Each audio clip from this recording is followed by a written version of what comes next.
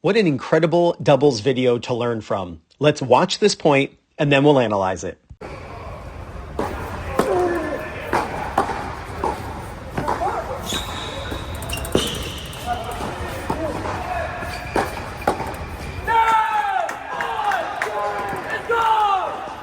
Now, the first thing to notice are the formations the serving and returning teams are in.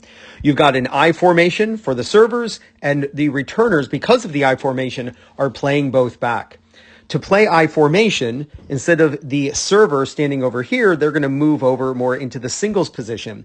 And instead of the server's partner being in the middle of the box, they're going to move over closer to the net strap and duck down. By ducking down, he's not going to get hit in the head when a T serve occurs. Because of this net player and how often the return is going to be hit by that player, the returner's partner is standing farther back. That way he can react to the ball.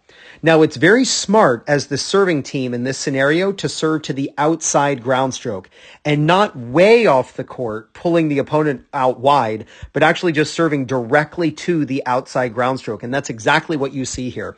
The outside ground stroke is toward the outside of the court. So since he's a right-hander, that's his backhand. The inside ground stroke would be his forehand. Outside ground strokes are usually hit cross court. And by serving to the outside wing, what you're actually doing is more often than not tricking the returner and their outside ground stroke to go right to the net player. And that's exactly what you see here. Like a lot of times people say, well, why didn't he just hit the ball down the line? It's so easy. It's not so easy. It's not easy to take a crooked ball and straighten it out. It's much easier to take a crooked ball and send it back crooked again. And that's where the leverage is. Oftentimes, like you'll see, this is a bit of a kicker. There's not a ton of pace on this ball. So he's going to contact this ball out in front, which even leads the ball to go cross court even more. And that's why they serve there. So the ball goes right to the net guy. Now, in this scenario, it's pretty cool because you got the server in the middle. You got the net player in the middle. So the server has no idea where to go, right? He really has to base where he goes on where this volley goes. Now, in this scenario, you can see how close the volleyer is standing to the net. Now, if he were farther back from the net, I would say hit it to the middle. Because anytime your opponents, or usually when your opponents are next to each other, playing both back or both at the net, the idea of down the middle solves the riddle is a good idea. But with how close he is to the net, he really should be looking to hit angles, right? He's so close that he has all the potential angle to end the point. Instead, though, he ends up hitting the ball right to the returner's partner. I don't think he's really thought out what he was going to do with that ball. When you're that close to the net, you end the point, and you don't end the point by making it cross the baseline. You end the point by making your shot cross the sidelines. Now, where he volleys this ball, it kind of tells us where this ball is going to go. Remember, inside ground strokes tend to be hit down the line. Outside ground strokes tend to be hit cross court.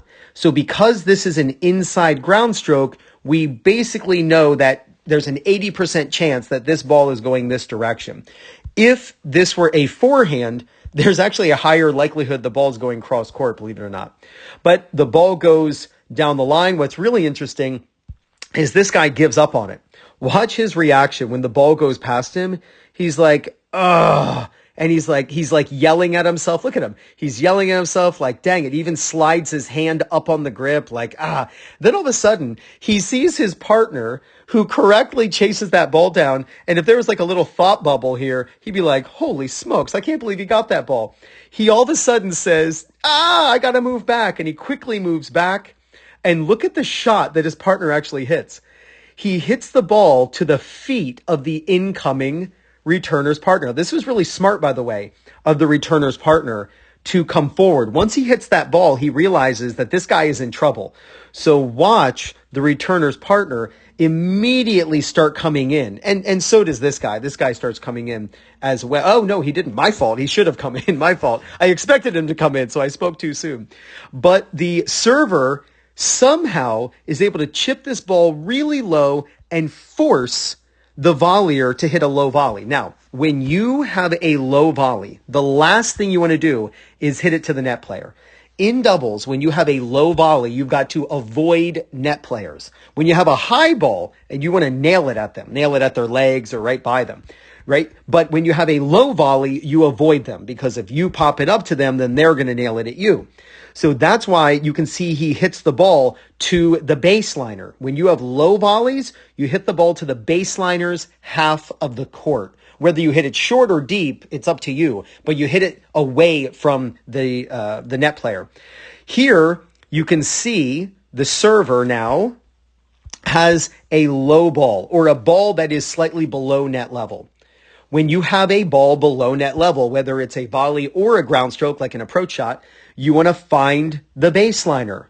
He comes in, he finds the baseliner, and now the serving team comes forward, and let's check out their split step. Look at this perfectly timed split step. They're split stepping at the exact same time, and they're both in the air as the opponent is contacting the ball. That is the proper timing of the split step.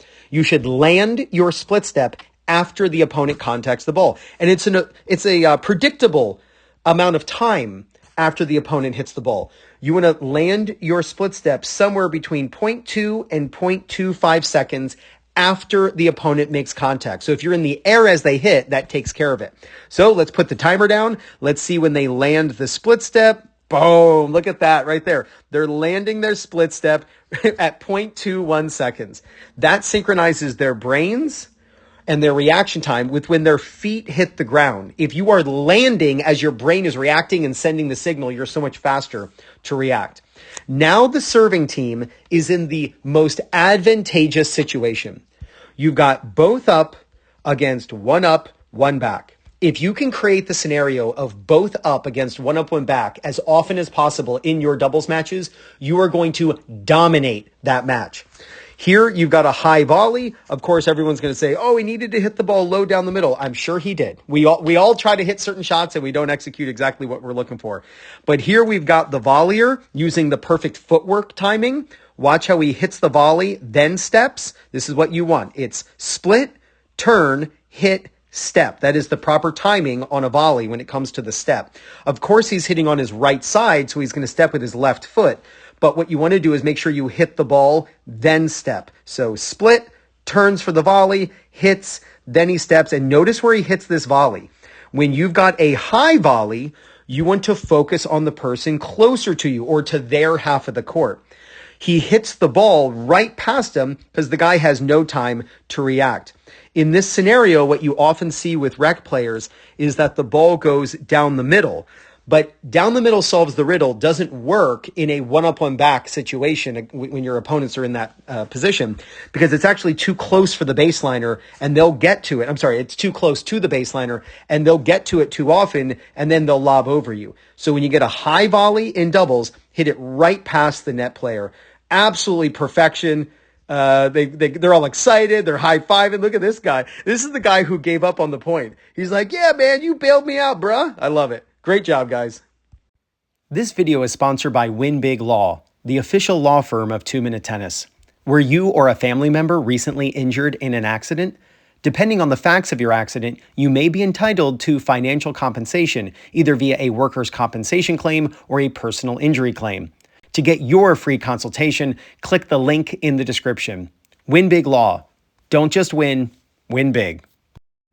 So click right there to talk to the lawyers at WinBigLaw about your case. Remember, don't just win, win big. Work on your doubles strategy, court positioning, and shot selection. Send this video to your doubles partner. If you do, there's no doubt you're going to gain confidence, win more matches, and play much better tennis. This is Ryan Reedy from 2minutetennis.net. You got this.